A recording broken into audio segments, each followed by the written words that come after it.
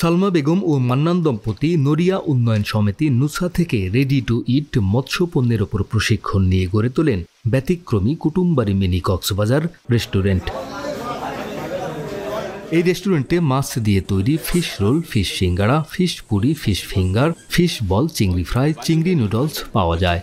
এসব খাবার সুস্বাদু ও পুষ্টিকর হওয়ায় দূর দূরান্ত থেকে ভোজন রসিকরা প্রতিদিন ভিড় জমান। খাবারের স্বাদ ও মান নিয়ে সন্তুষ্ট ভোক্তারা। নদীর পাড়ে এই মাছের কখনোই আমাদের দেশে হয় নাই, এবার এই প্রথম হয়েছে। এখন আমরা খাইলাম, ইনশাল্লাহ ভালো লাগলো। মাছের জিনিসটা আমরা কোনো সময় খাই নাই, খাইলাম, খুব স্বাদ হয়েছে, খুব সুন্দর হয়েছে। নিজের সফলতার কথা জানালেন উদ্যোক্তা আব্দুল মান্নান। বান্ডেল থাকলে প্রতি সেনমানিতে টাকা বাঁচবে।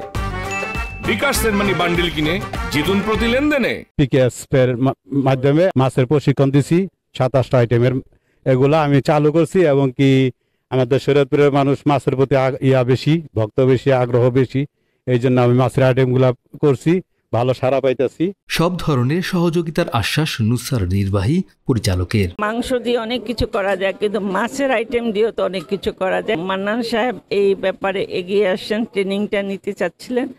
আমরা ওনাকে ট্রেনিং করাইয়াছি এবং সেই ট্রেনিং করানোর ফলে উনি আজকে মাছ দিয়ে বিভিন্ন আইটেম শুরু করেছেন। ওনার পাশে আমরা নড়িয়া উন্নয়ন সমিতি আছে, ওনার যত রকম সহযোগিতা লাগবে সেই সহযোগিতাটা করব। প্রশিক্ষণের মাধ্যমে এই ধরনের উদ্যোগ গ্রহণ করে আরও কর্মসংস্থানের ব্যবস্থা করার জন্য নুসা ও পিকেএসএফ এর প্রতি আহ্বান জানিয়েছেন স্থানীয়রা।